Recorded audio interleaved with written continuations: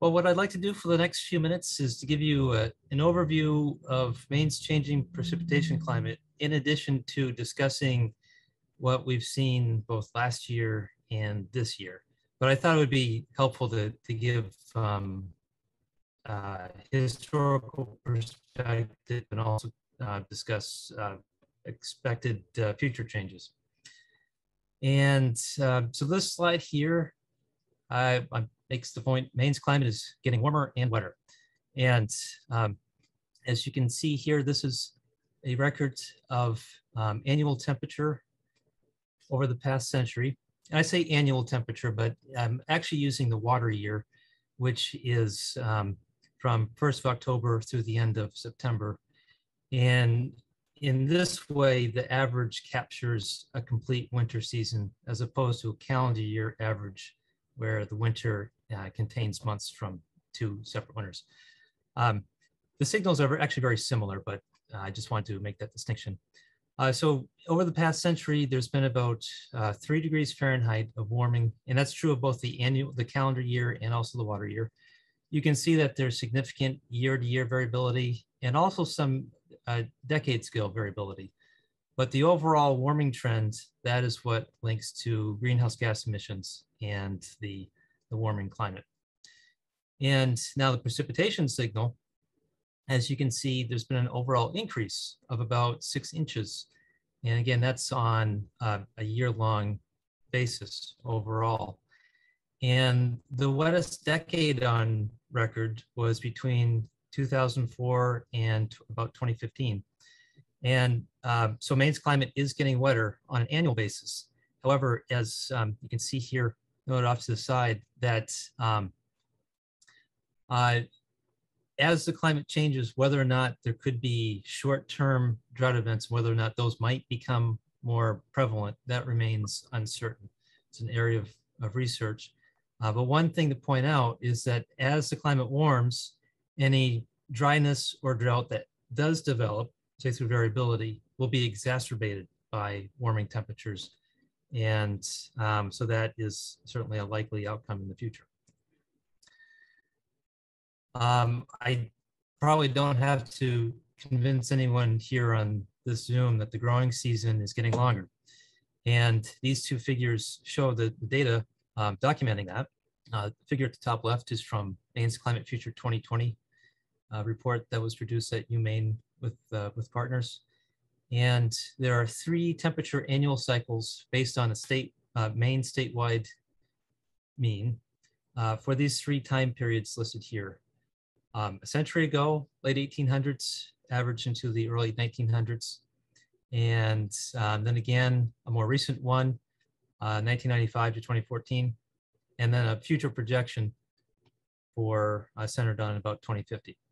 And as you can see, that the temperature annual cycle, as it, with respect to this datum, 32 degrees Fahrenheit, is shifting up.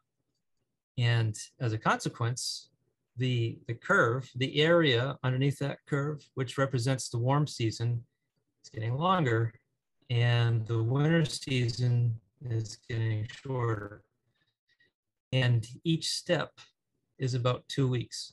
So in short, there's been about approximately a 2-week increase in the relative length of the warm season compared to the winter over the past several decades, and projected for 2050 is an additional increase of the warm season by about 2 weeks.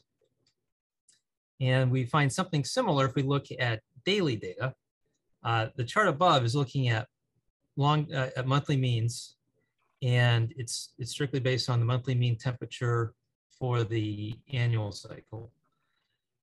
But as we all know, that the growing season can be very event driven based on the last frost in spring, first frost in fall. Based on, so this figure down here is based on an average of 20 stations across the state, weather observation stations across Maine. And showing the average length of the growing season based on the frost thresholds.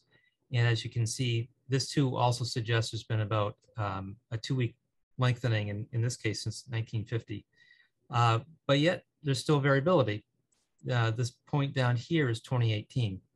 And so overall, the growing season is getting longer, but there is still variability that could bring a surprise, late frost in spring or early frost in the fall. But these trends are expected to continue overall. And in a very important point, and it really gets at some of the events we've been seeing in the last 20 years and recently with heavy rainfall that can damage crops and damage infrastructure. The hydrologic cycle is intensifying as the climate warms. This figure here is a depiction of a hydrologic cycle that starts with evaporation of water from the ocean. It can also be evaporation from lakes and rivers. That moisture goes into the atmosphere and can then be precipitated out. And then, of course, goes onto land, back into the rivers and the lakes. But as the climate warms, this cycle intensifies, similar to how you turn up the heat if you're boiling water. It becomes more vigorous, and a crucial part of that is with more evaporation, the atmosphere is holding more and more water. And so there's more water that can be precipitated out of the atmosphere. This figure to the lower right shows change in ocean surface temperature between the last 20 years and the preceding 50. There's been warming virtually everywhere except for a couple isolated areas in the Southern Ocean. But the North Atlantic region, the Pacific, and the Arctic have all warmed significantly, and the excess heat from greenhouse gas emissions trapping more heat in the atmosphere, then that radiation then gets re-emitted to the surface, absorbed, and most of the excess heat is actually being stored in the oceans, and which can then lend to an increase in evaporation and heat exchange with the atmosphere, intensifying the hydrologic cycle. And so that is part of what we are dealing with. More heavy precipitation and other extremes. So in addition to heavy precipitation events, and as this map from the National Climate Assessment shows, the Northeast region has seen the greatest increase in the annual number of heavy precipitation events. And in this report, a 2-inch per day precipitation fall is defined as a heavy or extreme event. And we can also look at finer timescales at sub-daily, at 6 hourly or hourly. And but in general, our region is not only getting wetter, we're also seeing more of these heavy downpour events, and we've all been experiencing those.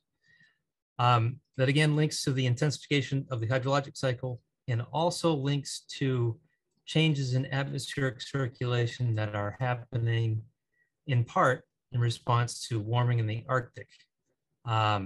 And this is an area of research, but the research suggests strongly that the warming Arctic is impacting circulation such that atmospheric blocking patterns, either heat wave or cold wave, these patterns that can become in place for several days that allow steep temperature contrasts to form, such as this figure over here showing a schematic of the jet stream. November 1st, 2019, when there was a powerful windstorm on the East Coast, hundreds of thousands of power outages in response. That pattern was linked to a large wave meander in the jet stream, significant cold air outbreak to Texas, and also Santa Ana winds fueling wildfires in California. So truly large-scale processes are involved in the changes that we're seeing. To focus more on heavy precipitation events and how they're being documented in Maine, this is from our report, Maine's Climate Future 2020 Update, again from UMaine, also Sea Grant and other partners.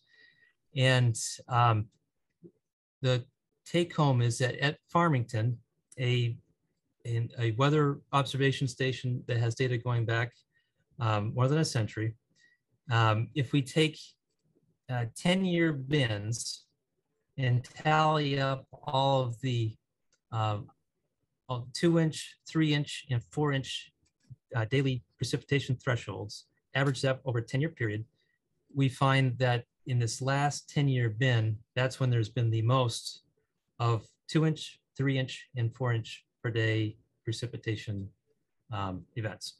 And so again, more evidence that we're seeing more of these impactful precipitation events. And now some more recent information.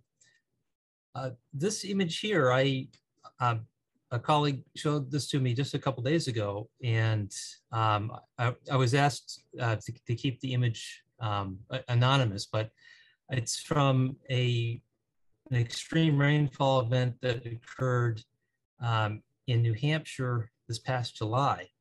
And this is a farm field in which, as you can see, there was enormous erosion following that event. And that precipitation event was, as I understand, in excess of 5 inches in a few hours. In some of these events, as I'm sure most of us know, they can be very localized. One area might get 2 inches or 5 inches, and 2 or 3 miles away, you might only get a fraction of that.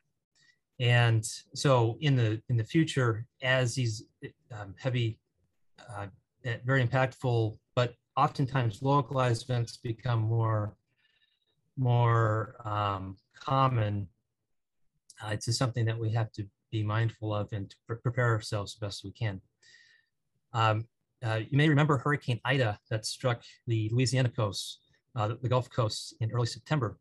Well, most of the vast majority of the deaths actually occurred in the northeastern US from the remnants of Hurricane Ida, as it not only spawned strong winds and tornadoes, but torrential rainfall that caused, in many places in New Jersey and New York, some places in Pennsylvania, record flooding, including New York City and Central Park. Here's just a few stats. This is from the Northeast Region Climate Center. Newark, New Jersey, one-day rainfall 8.4 inches, and that was in just a few hours as well. That was less than a 24-hour period. This is a photograph of flooding in Pennsylvania during that event. And then more recently, an event that impacted us, it was a significant event and caused some damage, but it wasn't of the disaster proportions by no means. The Halloween storm that was overnight Saturday into Sunday, that some places got over 2.5, and in a couple areas over 3 inches of rain. And again, that was in less than a 24-hour period, about I think on the order of 12, 14 hours. And we can look at, oops, we see the observations at the Bangor International Airport. Here's this event that it started the day before Halloween and then concluded, I think, by midday on the 31st. And this is an animation showing the accumulation of precipitation during that event. Okay, and I see that I'm pretty much out of time, so I'll try to wrap this up quickly.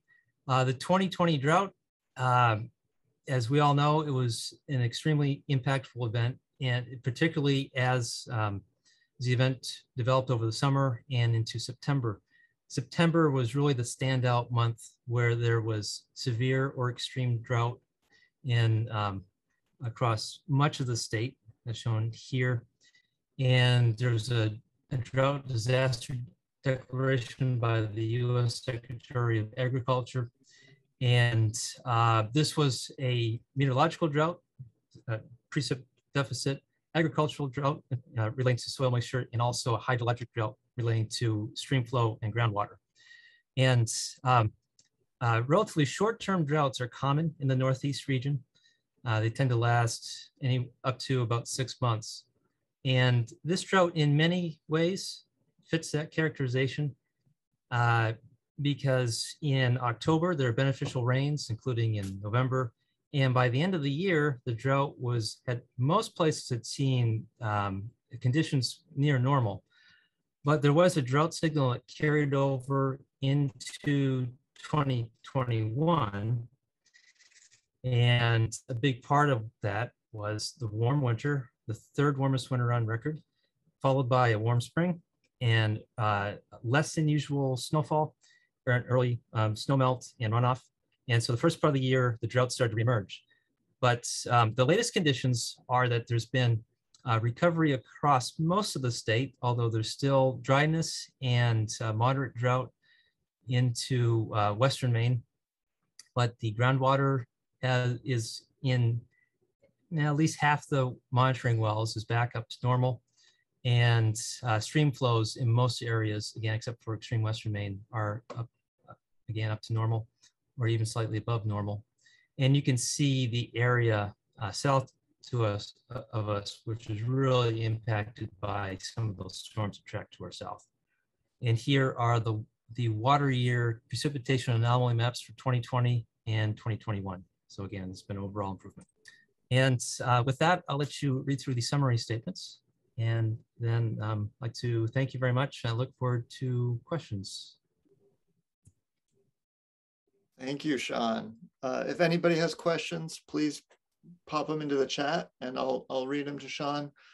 I imagine, I was just texting Rachel to say, like, we could probably give Sean a full session, most farmer to farmers, if my intuition's right, that a lot of us farmers are a little obsessed with this topic. I'd love to hear from farmers in the chat if you agree.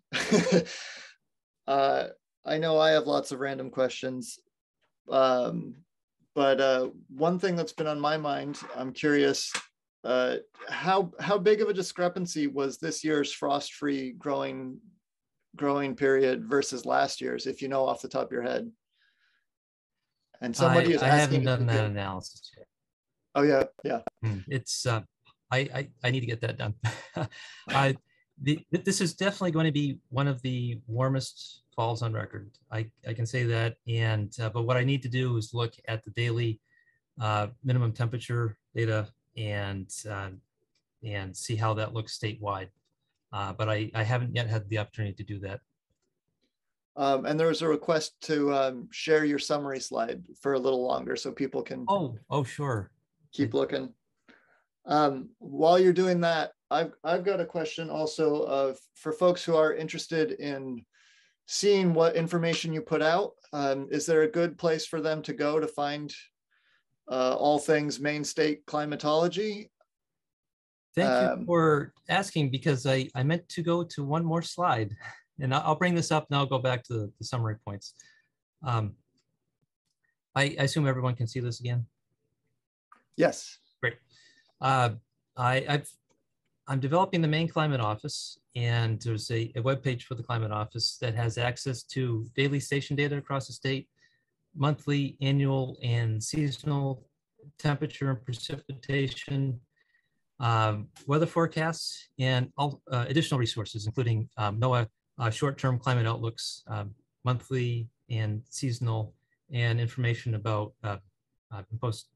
relaying drought updates from the national, from the Northeast Region Climate Center and the U.S. Drought Monitor. And in addition to that, I want to call attention to the Maine Climate and Ag Network at the University of Maine. It involves a number of us who are faculty in cooperative extension, research units, academic units, includes graduate students and people who we work with in the community. Anyone who is interested in climate and agriculture here in Maine, I'd like for you to know that we are a resource, and we hold meetings, and we may be holding a webinar series in the spring, most likely will. So keep that on your radar. And thank you. And now I'll go back to the summary slide.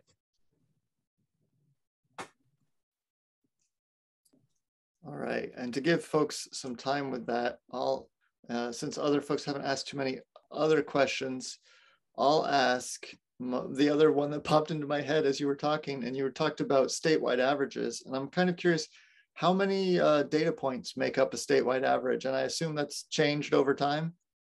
Excellent question.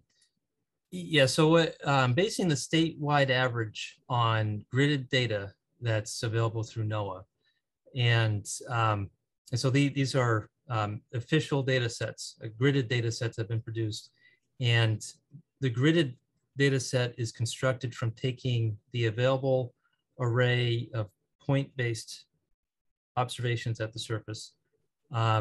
That does change through time, but in Maine, there are several stations that have been in operation for several decades.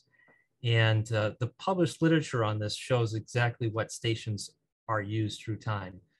But it is the vetted product that NOAA uses for the United States. It's part of their climate divisional data set. There are 3 climate divisions in Maine. But in general, across the state, at any given time, there's probably a dozen, I'd say at least a dozen individual points across the state that go into this, perhaps more. But I'd have to look at the peer-reviewed literature to really give you a firm number. But it is the officially recognized data set used by NOAA. Great. So hopefully folks had some time with that. This recording, I believe, will be made available to everybody. So if you really got stuck there, you can pause the recording when it comes to your inbox in a few weeks. And with that, maybe we should get Ben Crockett up, and Ben's going to speak. And then Jason Lilley, who worked with Ben on his project, is not actually available today, but he did pre-record something for us. So we'll be able to do that. All right. Yeah. Oh, and there's a really good question for both ahead. Sean and probably Rachel in the chat that maybe we can get back to later. Okay. All right. And I will start sharing my screen if we're all set.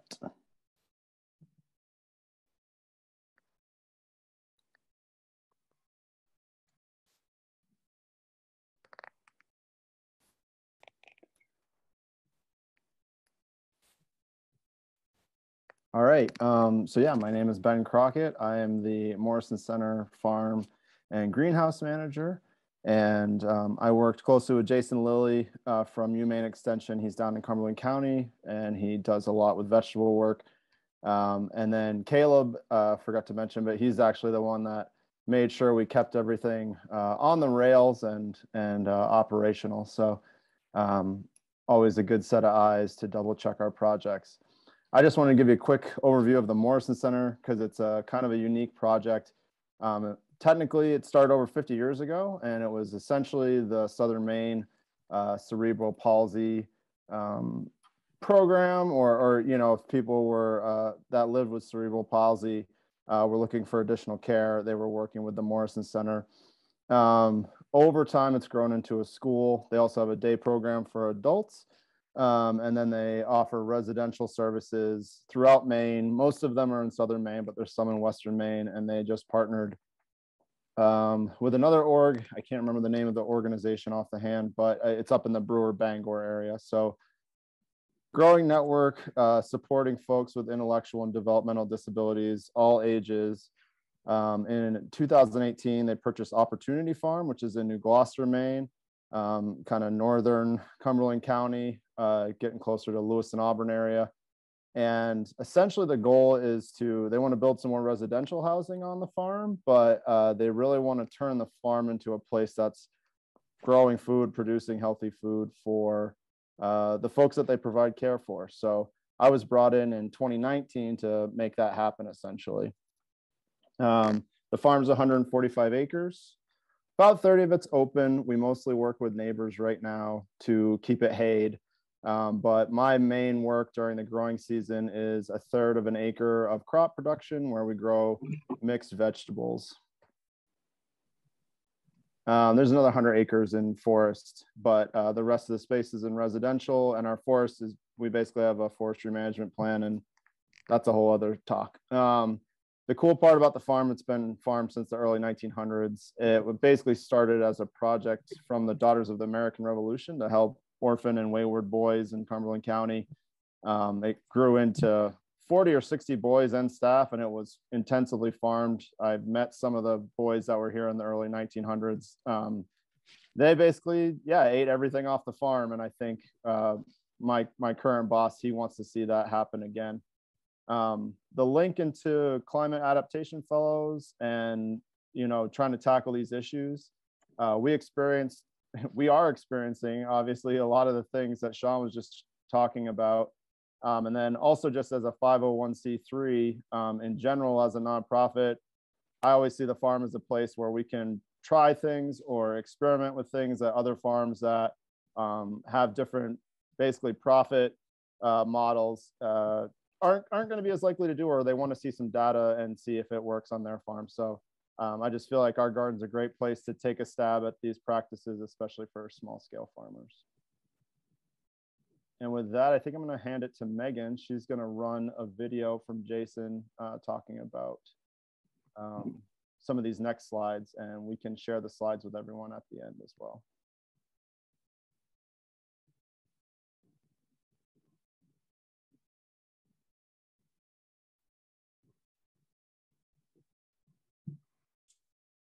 Oh, Megan, I don't think we can hear it.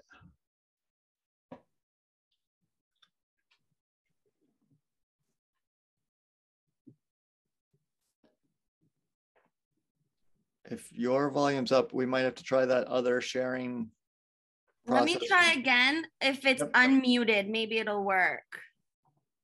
I was muted before, so let me try this again.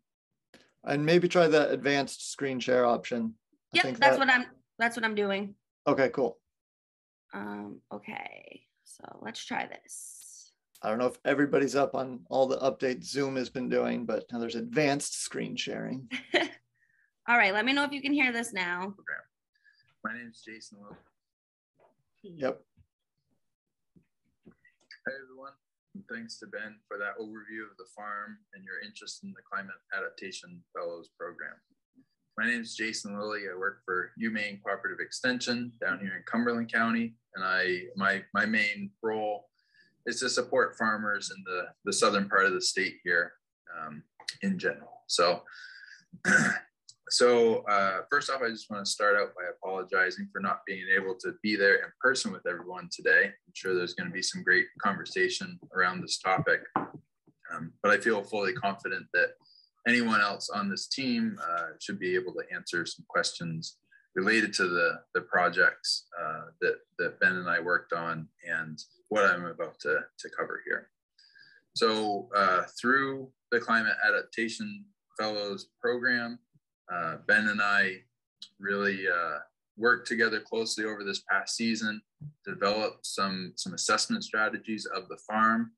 So I'm going to talk quickly about the tools that we use for that assessment, some of the tools that we use in our trial, and one of the treatments that we implemented. So I'm going to just talk about those at a high level, and then I'll let Ben get into how we applied that with the trial this season. Just share my screen. Okay, so our first task with the Adaptation Fellows Program was to develop an assessment tool to figure out a way to really look at the farm to identify what were the areas of risk related to climate and what were some ways that we could try to mitigate the risk from those different areas. So we put together this kind of matrix framework that you're looking at here. And you can see that just as the template of the tool, we created a few columns, the first one being the climate risk components. So generally speaking, what are the climate change factors, variables that farms across the world are dealing with due to increased extremes related to things like wind, heat, frost, water, pest, the status of your soil health, degradation or building.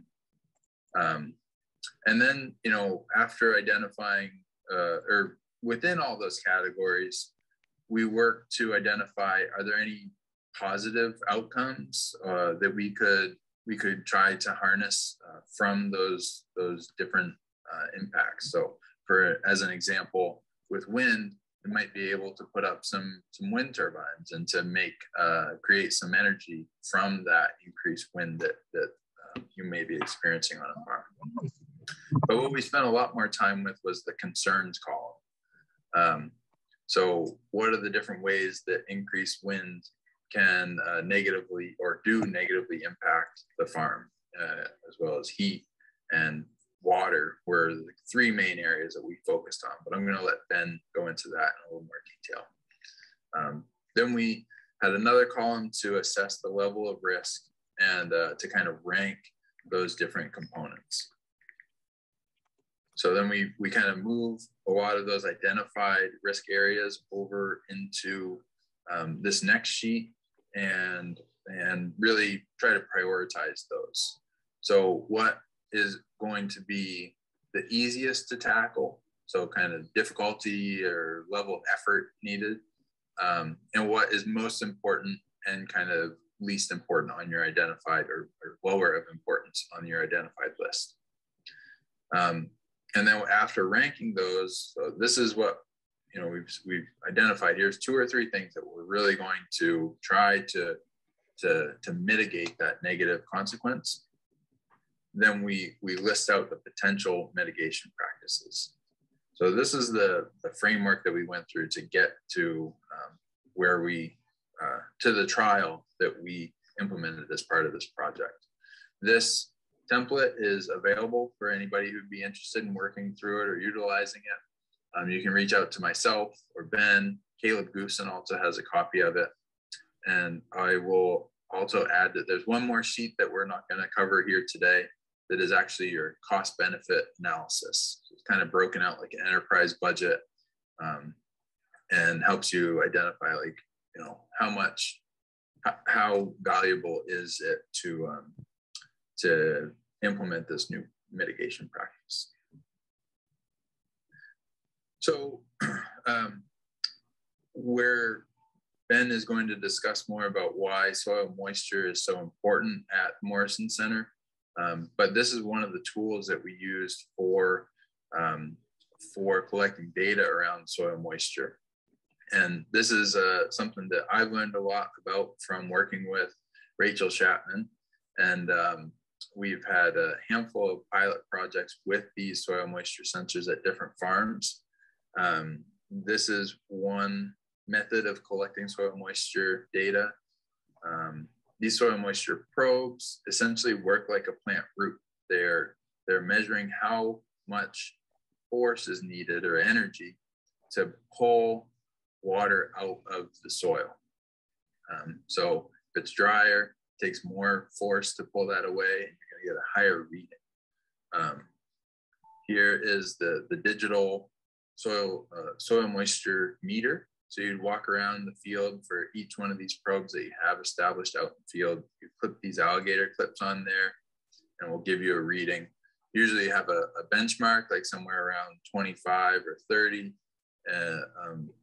centibars. And if you get above that point, that's kind of your trigger to say, I'm going to go out and irrigate now, or I don't need to irrigate because I'm way above that, or below that. Sorry, we're into saturation point. So I've worked with a lot of farms that have really changed their irrigation practices based on having utilized these soil moisture sensors. And Ben's going to talk about how that kind of influenced his management of water duration, water frequency throughout the season this year. So one of the treatments that we implemented to look at soil moisture and soil retention, soil building, was the practice of interseeding. So this is a practice that myself and Rachel are doing some work on, and are really excited about the potential, really excited about the results that we saw from this past seasons from some pilot trials. And so interseeding, to define it, is just essentially planting cover crops between or among a standing cash crop. So some of the benefits are you get reduced in-season erosion. So this is one of the trial fields that we had this year that did not receive the cover crop.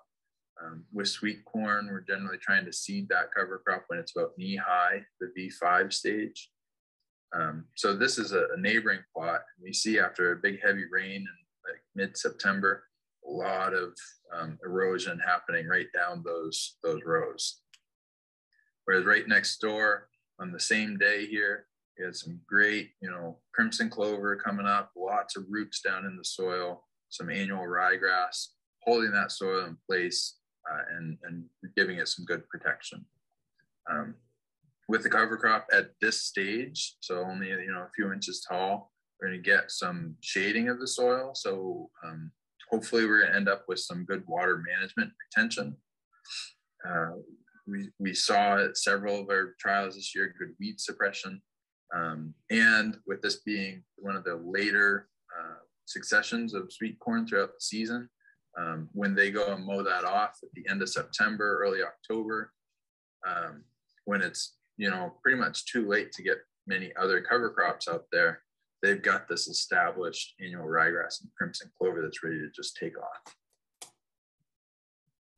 We also did some of these trials in cabbage, which still needs some work, but has a lot of potential there.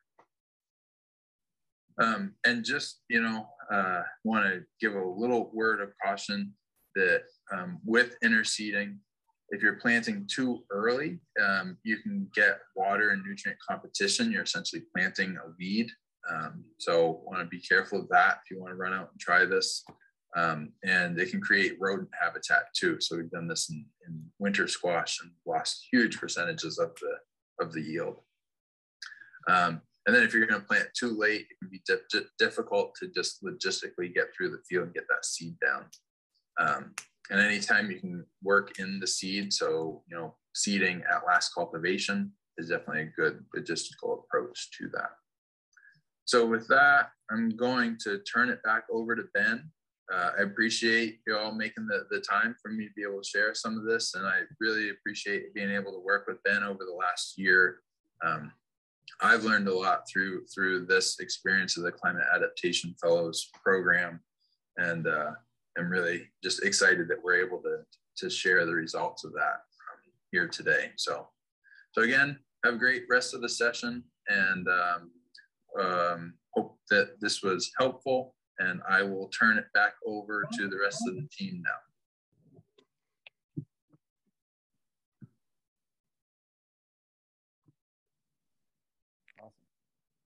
Awesome. I guess two real quick.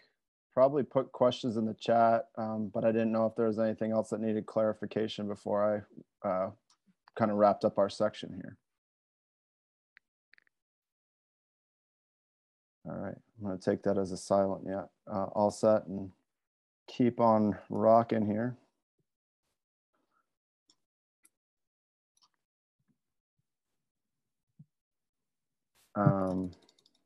So yeah, that's the gear, but just to show you what Jason had put on there initially, kind of, especially after 2020, one of the big things I ID'd was actually wind power, or just the effects of the wind. I think it was the same year that out in the Midwest, they had that, I think it's called derecho, which is just like this wind that levels, especially the sweet corn. It just all lodged really heavily. We got some rain and then heavy wind, and it all just pushed down. Luckily, most of our germination had happened, so I was still able to harvest off of it, and the corn stood up 30% to where it was originally, but it was pretty severe. That all said, the biggest issue isn't we don't want to deal with wind here at the farm, but most of the approaches we'd use are longer term, especially either changing where we plant, so where the field is actually located on the farm. The field right now is on top of a hill, really high wind incidence, even on a regular day. And then the other part would be planting buffers of natural, some sort of natural buffer, probably a combination of trees and shrubs. There's a whole part on that. Again, there's people out there smarter than me that know about setting that up, but essentially for this project, we only had about a year. And the other big problem I have on the farm is that it's a very sandy loam and it tends to drain very, very, very quickly. And in 2020, when we had very dry conditions, irrigation was like, it was taking up a crazy amount of time. And then on top of that, basically my irrigation is a glorified system running off of a spigot off of a side of a house. So we don't have a commercial pump running our irrigation. So we have to be kind of careful and very efficient with what we use. So yeah, just looking at some of these other parts that this is, you know, going through Opportunity Farm and me going through with Jason, looking at this matrix, just what was the high priority and where were there issues. Some other reasons we wanted to look at soil water was post-harvest quality. You know, are we seeing changes in quality? Or I felt like I was seeing changes in quality in 2020 from the high temperatures and low moisture. And then also just, I am the labor, I'm the only person working here. So anything to reduce heat stress was high on my mind. But again, we just had to kind of pick a project for climate adaptation fellows. And the soil moisture one was, yeah, good practice. And combining it with different soil water conservation methods was basically how we wanted to see, A, the effects of reading the soil moisture, then B, how can we manage soil moisture better given these influxes that we're probably going to see, you know, these greater, like again, like Sean was saying, greater periods of certain types of weather. So either really long periods of hot weather or really long periods of wet weather. Essentially in the corn, we use 3 soil treatments. So straw mulch, which you can see here, interseeding. Again, the interseeding didn't happen until that V5 stage, which is around when corn's knee high. Although I'll give you a little bit of caution there. Just make sure my one example that comes out is sweetness. Sweetness is a very early bicolor and it tends to be a little shorter overall. So the V5 is technically probably what you want to watch for because it's more about collar and leaf development. But figure out what works, you know, for your farm. And I think, as Jason pointed out to me, there is a little bit of wiggle room there. And the main thing is you're not planting it too early, so it's going to be competing with your main crop. And then the rest of the basically the control was a bare soil, just cultivated, left open. Cultivation happened basically 3 times, and then there wasn't really any cultivation as harvest picked up in the and canopy closure happened. So we looked at soil moisture. That was our main use of the probes. We recorded some incidences of pest pressure if there's anything unique or we notice kind of trouble spots. Crop yields, which is just me counting number of harvestable ears off of the corn, and then crop maturation rate, which is basically what day did I pick the corn, and we noticed some differences. A quick aside, really got to make sure that your straw source doesn't have active seeds in it. It's kind of basic, but it caused a lot of problems. Down here on the bottom right, you can see the map layout. So we used all bicolor synergistic corn. I'm not a sweet corn expert. I just know they all have to be somewhat related, and you want to make sure that your timing of pollen dispersion, especially if you grow not just sweet corn, you're growing like maybe popcorn or other things, isn't going to cause pollination issues and starchiness in your kernels. But in general, I'm just using Johnny's. It's essentially a Johnny's program here. They have a series of different maturation rate sweet corns. Sweetness, Temptress, Allure, and Montauk. Sweetness is the fastest maturing, your earliest corn. Montauk is the latest. Coincidentally, smallest ears, probably some of your biggest ears down here. And then the highlights are basically the different treatments. So yellow, if you can see the yellow, hopefully, is the straw. Green would be the interseeding, and then the blank is just the bare seeded or bare cultivated ground. Jason threw in the pound rate, which is 30 pounds per acre. We had to do a lot of math just to get it into the small little test plots, but again, he's just giving here, that's a good general rate where you're getting enough coverage, but you're not creating like a really super dense mat that's going to cause any kind of weed type suppression of your main crop. And then the main thing here, and I think this is where, and I don't know if Ben Waterman's going to talk about this at all with managing water and watching water, is what depth you put your moisture probes at. So for every block, we had a 12-inch probe, basically in every treatment. So for this sweetness block, we had one probe. For this sweetness block, we had one probe, etc.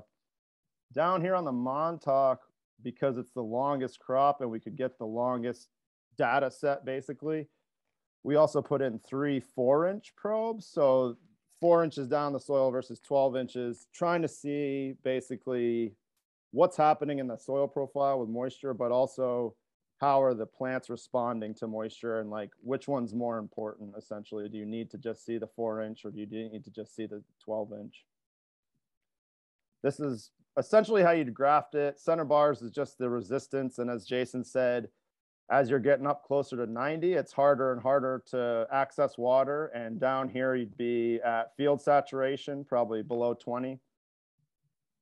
And the other thing I'm tracking is water coming out of the sky, water coming out of the pipe, water coming out of the sky. The rainfall is just me using a rain gauge.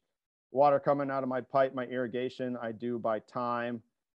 Again, we don't need to get into the math, but I just basically figure out things on a per hour basis. So this is looking just at temptress, the temptress being the variety, 12-inch probe, so 12 inches deep in the soil. For your blue is your control, red is straw, and, or sorry, red is bare, yellow is straw. And essentially what you're seeing here is just changes in moisture needs as time progresses. These nice little peaks here are essentially super, super, super dry. And the reason, well, there's 2 reasons of things happening here. One is, so this is the control. Sorry, I read that wrong backwards, but this is the control. So this is bare soil. This is essentially experiencing the greatest swings in moisture. So it's going from the driest to the wettest, the quickest. Whereas when you look at these other 2 treatments, both the straw and the interseeding cover cropping, they tend to just like hover. Even when the water amount picked up with rainfall, they tend to moderate much quicker. And they don't dry out as fast. How am I doing on time, by the way? We're maybe running a little behind, so. Okay. And I want to leave time for questions too, so I can skip through most of the rest of this, just some visuals, but just a visual on the left of your bare soil. And here's all the lovely ryegrass that grew up amongst the corn. Again, nice clean straw. But this is what's really great right now, and I just looked at it before we sat down this afternoon. This clover's still out there. It's actually the crimson clover starting to flower.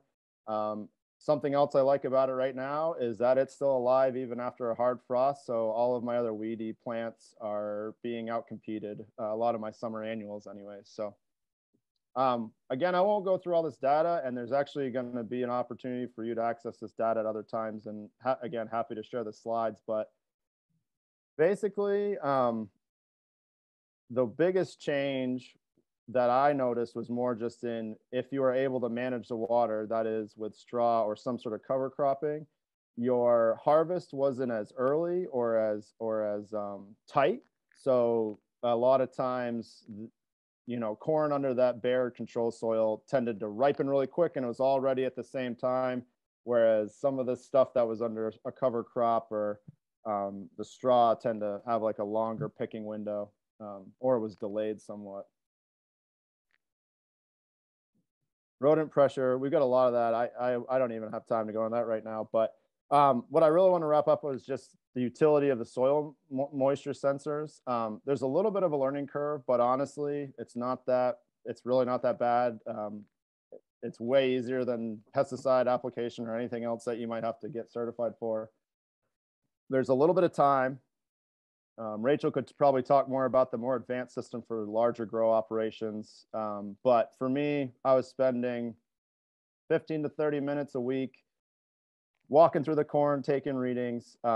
Honestly, I'd be walking through the corn anyways to do IPM checks and things. So it really did not add on a lot of time for me for my production style.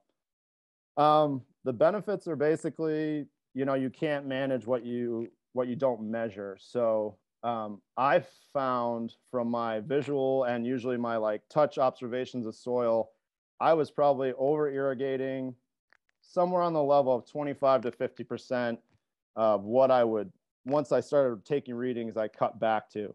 So for me, I want to look into how can I use these soil meters more widely in my crops? Which ones do I need to pay attention to the most? And sometimes I feel like I can probably interpret another crop's needs through what I'm reading in one crop. And then the other thing is I'm definitely looking at maybe not using straw mulch as much, but looking more at interseeding and how to use that not just with our sweet corn crops, but maybe some of our cucurbits and other long-term crops. And yeah, different cover crop mixtures. I mean, there's always more research there. So I'll leave it there. And I'm happy to share some more if folks have questions, and we can come back around to any of the things that we hit on. All right. So any questions for Ben on his project or key takeaways? Or if you want to look at more graphs.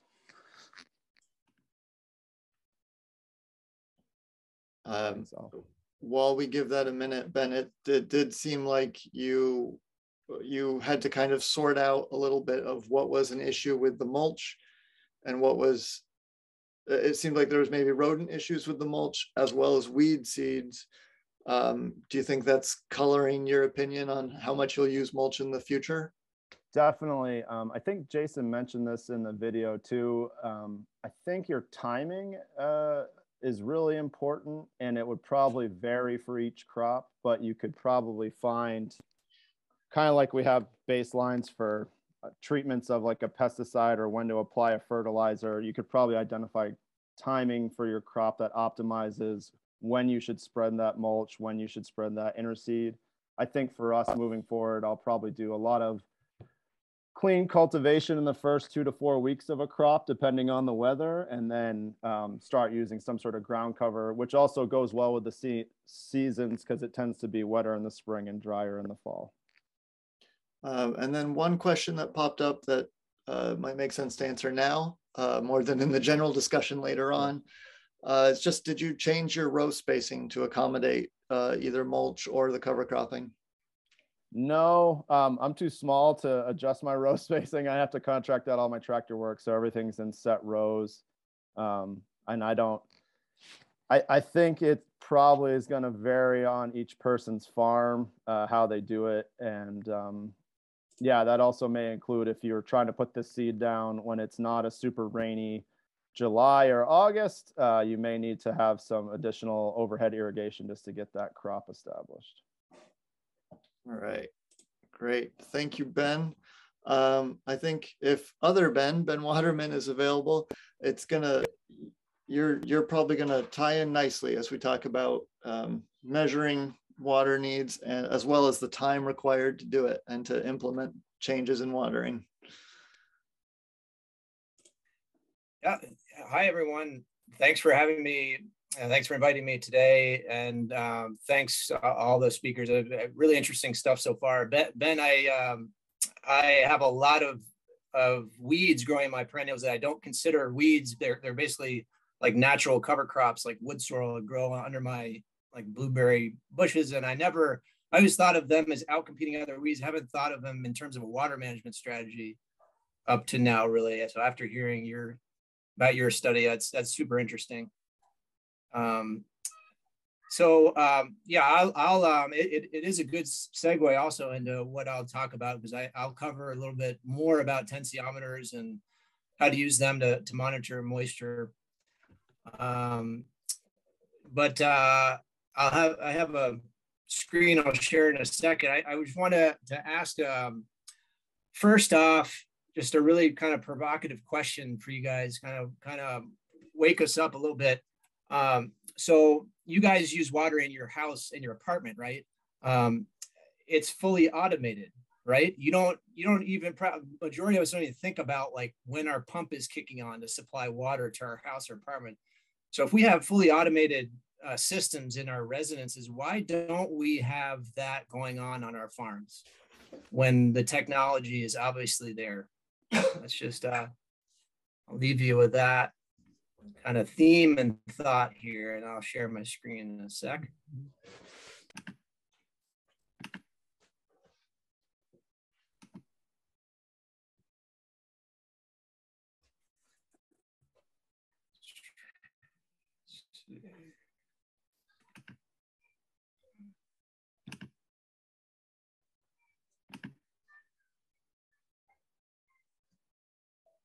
So we specialize in blueberry production. We have about 5 acres now. We have another probably 1.5 acres of strawberries, kind of 1 acre of raspberries, another 4 or 5 acres of apple trees. So mostly all, and our climate adaptation strategy in the past 4 or 5 years has centered around how to conserve water. We are severely water limited at our farm because we have really sandy soils. So the droughts really hit us hard. We can take as much rain as climate change will give us. All the hurricanes, they don't phase us. They just infiltrate right through our soil. It's really the dry periods that hurt us. So I'll talk about a technology that we put into place in order to adapt to that. And needless to say, this is just a basic background. Sandy soils are especially challenging just because they don't hold water. You can see in the table there, 5% of only 5% of the volume of sandy soil is made up of water, and that's at field capacity. So if you just think, it's even a rare case scenario. Most instances of sandy soils are holding a lot less water than just 0.05 inches per inch of soil. For us in blueberry production is especially challenging because blueberry roots are actually really shallow. The picture here doesn't really do it justice because the roots are kind of like falling all over. This is Yannick here. He's a friend of mine. When we dug the bushes, the roots are kind of falling all over our hands. But when we dug these bushes, it was obvious that root systems of blueberries are just really shallow. They're at most 12 inches deep. They're really spread laterally instead of deep. So they really kind of suck at mining the soil for moisture, or I guess you could say they don't suck water. So furthermore, blueberry roots don't have root hairs. It's just microscope shot. These are just the fibrous roots. There's no hairs. If you were to look at other species under the microscope like this, you'd see lots of little kind of hairs everywhere. So needless to say, water management has been crucial on our farm. It's really the difference between these kinds of yields. This is kind of our dream crop, what we're really proud of, really big, juicy, sweet, beautiful berries. And this is also what our customers expect and love. And if we're not managing our water, then this is kind of what we get. This is obviously the other end of the spectrum to hammer home a point, but this is really, this is what happens when the blueberry plant or any other perennial for that matter does not have adequate water.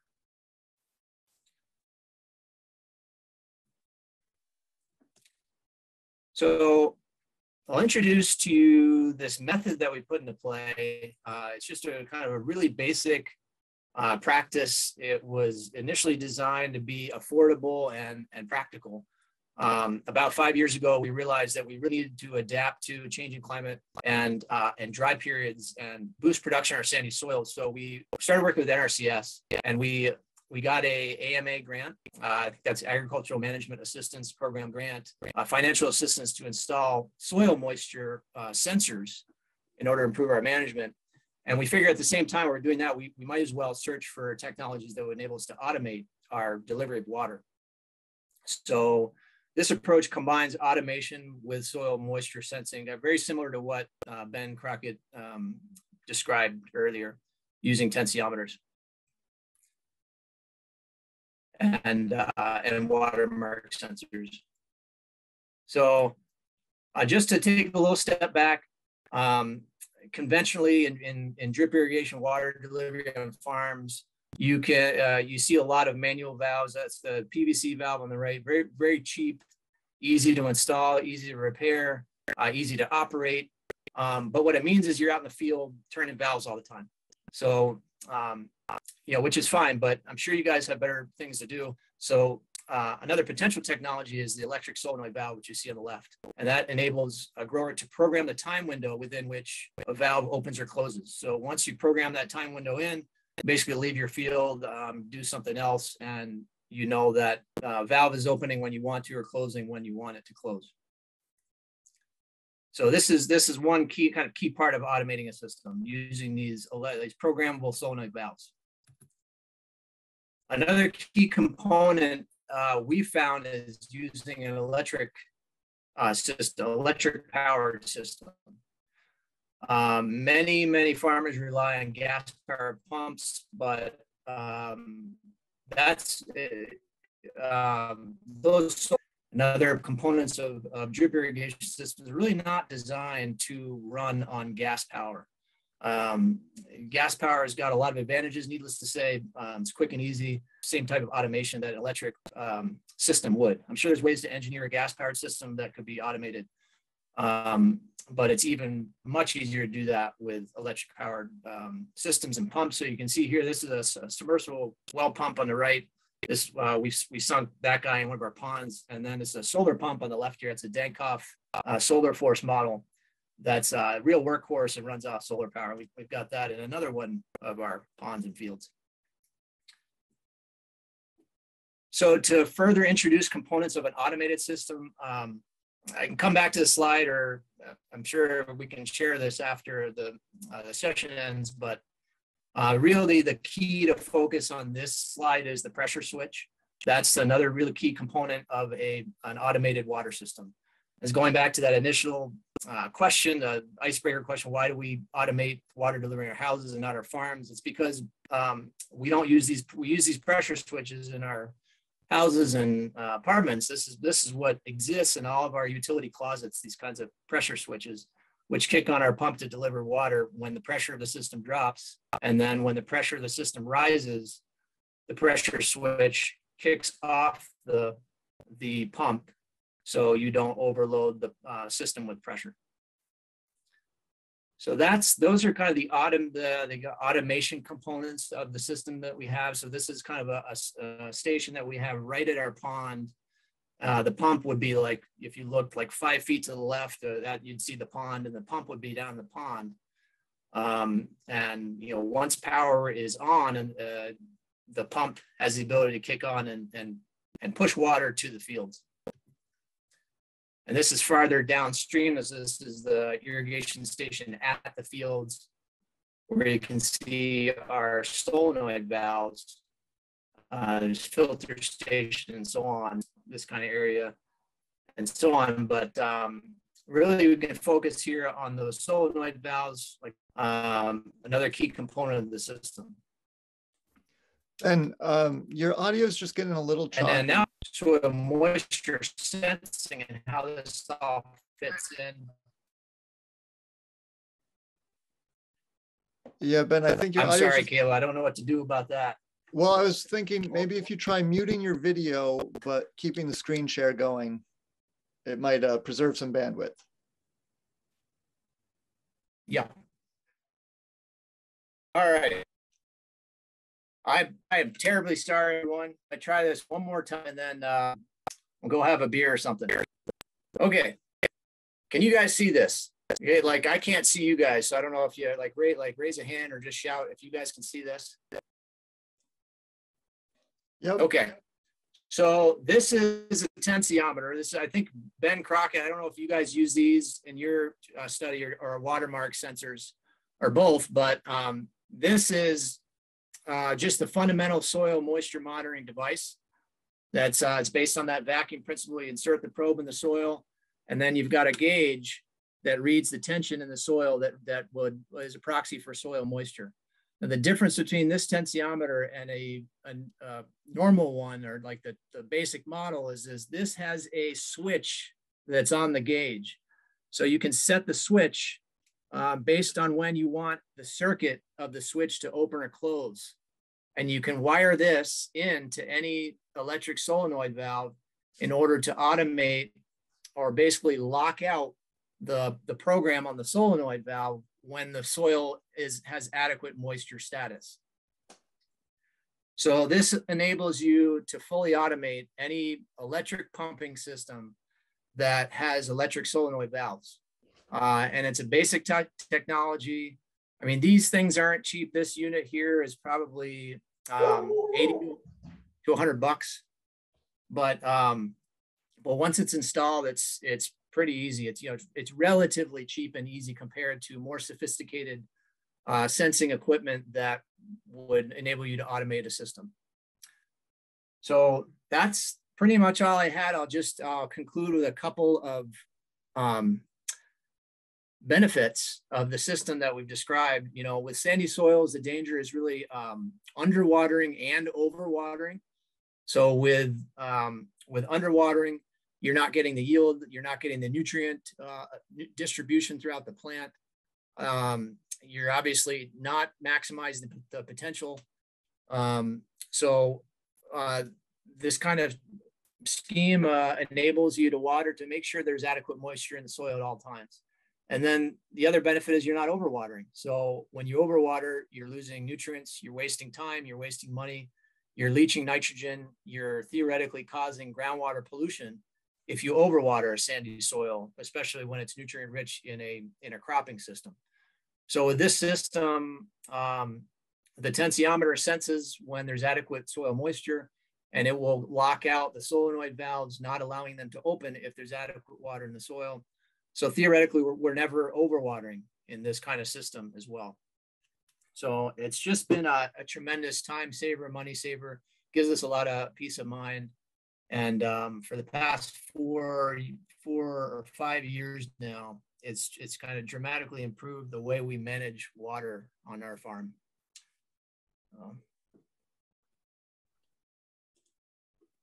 All right, thank you for sticking with us. I think we can give some specific questions for you. I imagine there's one that popped up that I bet this might lead down a road, which I think is okay to go down.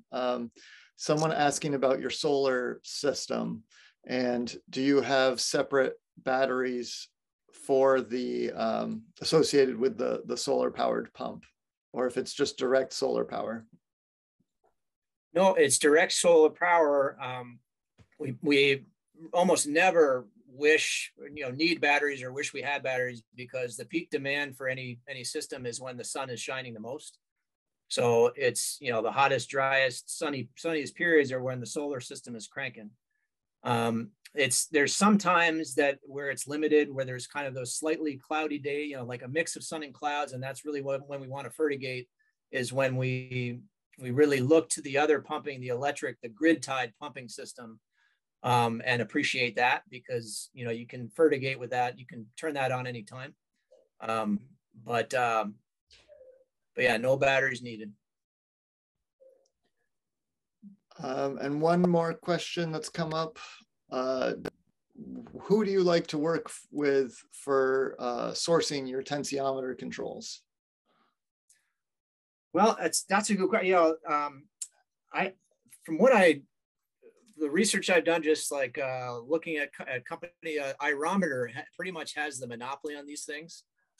They've been around the longest, and their technical support has been excellent. I've had a lot of questions about kind of how to set up the system that I described, how to wire it, and they've always been pretty responsive, and they've got a really good repair. I've had some units that fail, so they do a great job. Maybe someone else knows other companies that manufacture tensiometers or with the switch mechanisms. But yeah, Irometer, they're based out of California somewhere.